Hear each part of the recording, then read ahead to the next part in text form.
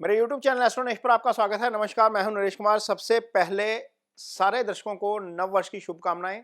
भगवान से प्रार्थना है कि आपका 2024 जो है वो खुशियों भरा रहे, आप स्वस्थ रहें, हेल्दी रहें, फिट रहें और खूब तरक्की करें और आपके परिवार में भी खुशी का जो है वो माहौल रहे। तो बात करेंगे कुंभ राशि के जातकों की। कुंभ राशि के जातकों के लिए 2024 का जनवरी महीना कैसा रहेगा, इस पर चर्चा करेंगे। कैसी रहेगी उनकी अर्निंग्स, कैसा रहेगा उनके लिए कारोबार, नौकरी, सेहत, रिलेशनशिप और उनकी स्टडी। तो आप जो देख रहे हैं, जो कुंडली देख रहे हैं, ये 1 जनवरी के दिन की कुंडली है। 1 जनवरी को ग्रहों की स्थिति आपके जो है वो राशि में इस तरह से है।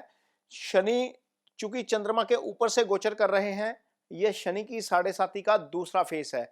लेकिन कुंभ राशि के जातकों को शनि से ज्यादा जो है वो डरना नहीं चाहिए, क्योंकि शनि इस कुंडली में राशि के स्वामी हैं और राशि के स्वामी अपना नुकसान ज्यादा नहीं करते। और चूंकि ये शनि की मूल त्रिकोण राशि है और शनि लग्न में आकर बैठ गए हैं, और शनि का यहाँ पर आकर बैठना आपको मजबूती देता है। हालांकि जब शनि राशि के ऊपर से होते हैं, किसी भी कुंडली में लग्न में होते हैं, तो आपको स्ट्रगल करवाते हैं, लेकिन इसके बावजूद वो सक्सेस जरूर इंश्योर करते हैं।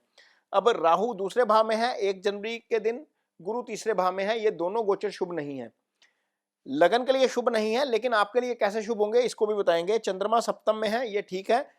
केतु का अष्टम का गोचर शुभ नहीं है। बुध शुक्र दोनों जो है वो दशम में है। बुध का गोचर शुभ है, दशम में शुक्र का गोचर शुभ नहीं होता। मंगल सूर्य 11वें भाव में है, ये शुभ गोचर में है। यानी कि कुल मिलाकर मंगल और सूर्य का गोचर शुभ है और बुध का गोचर आपके लिए शुभ है। अदरवाइज बाकी स्थिति देखें तो ज्यादा अच्छी नहीं है। लेकिन यदि हम काम की बात करें, आपकी अर्निंग की बात करें, तो आपकी कुंडली में मंगल बनते हैं कर्म स्थान के स्वामी। मंगल कर्म स्थान के स्वामी हैं और ये आय स्थान में बैठे हैं शुभ गोचर में। एक तो स्थिति ये है। यहां पर ये उदय भी हो जाएंगे।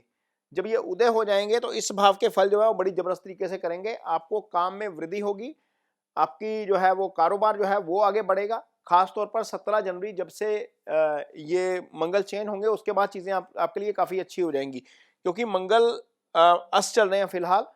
अस्त से उदय पोजीशन में आ जाएंगे। जब उदय पोजीशन में आएंगे तो आपके लिए ये चीजें काफी अच्छी हो जाएंगी।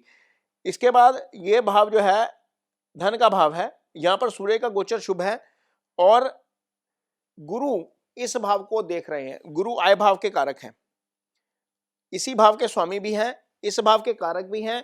पंचम दृष्टि से गुरु इसको देख रहे हैं। इसका मतलब यह है कि आय में वृद्धि जरूर करवाएंगे। गुरु की जो 9th दृष्टि है वो आपके आय स्थान के ऊपर पड़ रही है और वहां पर गुरु की अपनी ही राशि है और मंगल और सूर्य दोनों ही गुरु के मित्र हैं। इस कारण ये वृद्धि जो है वो आय में रहेगी। जनवरी का महीना भी लगातार चलती रहेगी और 17 जनवरी के बाद आप देखेंगे कि विशेष तौर पर इसमें कुछ ना कुछ जंप आपको देखने को मिलेगा जैसे ही मंगल की पोजीशन चेंज होगी। अब बुध यहां से 7 जनवरी को चेंज हो जाएंगे, आगे चले जाएंगे। बुध का गोचर यहां पर भी शुभ रहेगा आपके लिए। सूर्य यहां से मकर राशि में जाएंगे 14 को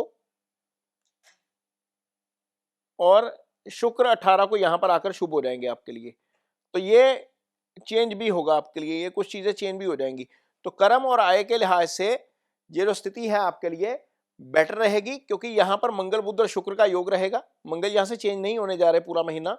बुध यहीं पर रहेंगे, बुध यहीं पर रहेंगे, शुक्र यहीं पर रहेंगे। साथ के बाद बुध यहां पर आ जाएंगे, शुक्र भी यहीं पर आ जाएंगे। तो 2 शुभ ग्रह यहां पर आ जाएंगे और मंगल यहां पर उदय हो जाएंगे। तो शुक्र और बुध क्या है, शुक्र आपकी कुंडली में चौथे भाव के स्वामी है और भाग्य स्थान के भी स्वामी है, और ये योगाकारक ग्रह होकर 11वें स्थान में बैठ जाएंगे कर्म स्थान के स्वामी के साथ। तो ये एक एक्चुअल में पोजीशन थोड़ी सी अच्छी बन जाएगी। और पंचमेश भी है बुध, तो बुध का पंचमेश होना और यहां पर बैठ जाना और इस भाव के स्वामी की इस भाव के स्वामी के 9, 10, 11 की का जो युति बनना होता है वैसे ही बहुत अच्छा होता है। 9 और 10 की 11 में जाकर युति हो जाना, उसके ऊपर गुरु की दृष्टि हो जाना भी आपको काफी मदद करेगा। कारोबार के लिहाज से, आपकी नौकरी के लिहाज से, नौकरी में प्रमोशन के लिहाज से आपको कहीं ना कहीं से एक्स्ट्रा ऑर्डिनरी इनकम जो है वो आएगी डेफिनेटली जनवरी महीने के में। आगे बात करेंगे कि आपका रिलेशनशिप कैसा रहेगा। खासतौर पर जो मैरिड लोग हैं उनके लिए क्या स्थिति रहेगी।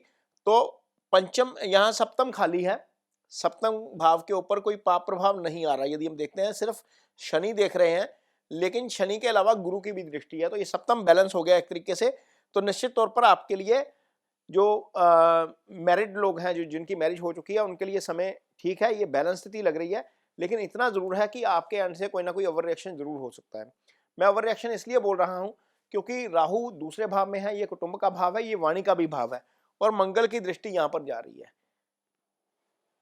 1 2 3 4, यहां पर मंगल की दृष्टि जाना, राहु का यहां पर होना, केतु का इस भाव को देखना, और गुरु की दृष्टि इस भाव पर ना पड़ पाना, और शुक्र और बुध ये भी दृष्टि नहीं दे पा रहे, तीनों शुभ ग्रह जो हैं कहीं ना कहीं नहीं दे पा रहे। इसका मतलब यह है कि आपको जनवरी महीने के बाद ऐसी स्थिति आएगी कि आपकी वाणी जो है कुछ ना कहीं एग्रेसिव हो जाएगी, कहीं ना कहीं ओवर रिएक्शन हो जाएगा।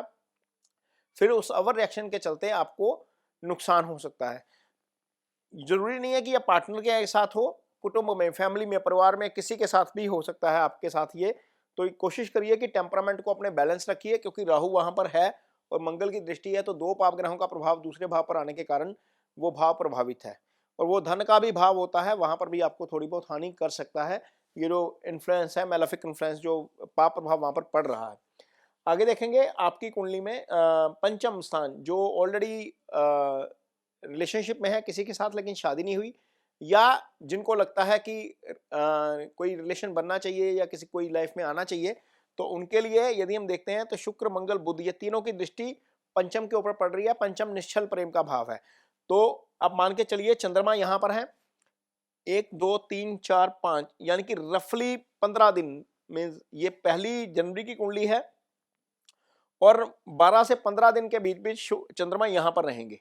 मीन 2.5 दिन रहते हैं नॉर्मली, यहां पर रहेंगे 2.5 दिन 2.5 दिन 2.5 दिन 2.5 दिन। आगे मीन 12 13 14 जनवरी के आसपास कोई ऐसी स्थिति आ सकती है कि आपको अपने पार्टनर के साथ अच्छा समय बिताने का मौका मिलेगा, जब चंद्रमा यहां पर आकर उस भाव को एक्टिव कर देंगे। वैसे तो यह भाव एक्टिव रहेगा, लेकिन चंद्रमा चूंकि कारक होता है, तो उस स्थिति में आपको अपने पार्टनर के साथ समय बिताने का अच्छा मौका मिलेगा, यदि आप ऑलरेडी रिलेशनशिप में हैं। यदि आप रिलेशनशिप में नहीं है, तो भी आपकी कुंडली में गुरु सप्तम को एक्टिव कर रहे हैं, शुक्र मंगल बुध पंचम को एक्टिवेट कर रहे हैं। यदि घर वाले कोई रिश्ता देख रहे हैं, तो 14 जनवरी के बाद बात बननी चाहिए। 14 जनवरी में इसलिए बोल रहा हूं क्योंकि सूर्य आगे निकल जाएंगे, और यहां पर शुक्र बुध और मंगल होंगे, और तीनों ही एक भाव को एक्टिवेट कर रहे हैं। तो निश्चित तौर पर कहीं ना कहीं लाइफ में कोई आएगा, भले ही आपके घर वाले पसंद करें आप उसके लिए, भले ही आप लड़का हैं या लड़की हैं, भले ही आपने किसी को पसंद किया है, उसके एंड से आपको जो है वो पॉजिटिव रिस्पॉन्स मिले। मतलब यह है कि 14 जनवरी के बाद कोई ना कोई लाइफ में आ रहा है। इधर गुरु की दृष्टि है, जो लोग शादी की वेट कर रहे हैं उनके लिए शादी भी निश्चित तौर पर 14 जनवरी के बाद हो रही है, कुंभ राशि के जातकों के लिए। आगे देखेंगे सेहत कैसी रहेगी, तो राहु की दृष्टि पंचम छठे भाव के ऊपर जा रही है। इसके अलावा छठे भाव को मंगल देख रहे हैं, मंगल की 8वीं दृष्टि छठे भाव के ऊपर है। तो निश्चित तौर पर मंगल और राहु एक साथ जब एक भाव को देख रहे हैं, तो वहां पर कहीं ना कहीं दिक्कत आ सकती है, खासतौर पर गैस्ट्रिक जो प्रॉब्लम है, या मंगल चूंकि फायरी प्लैनेट है, ताप की समस्या या बुखार है हल्का हल्का फुल्का, वैसी चीजें देखने को मिल सकती हैं।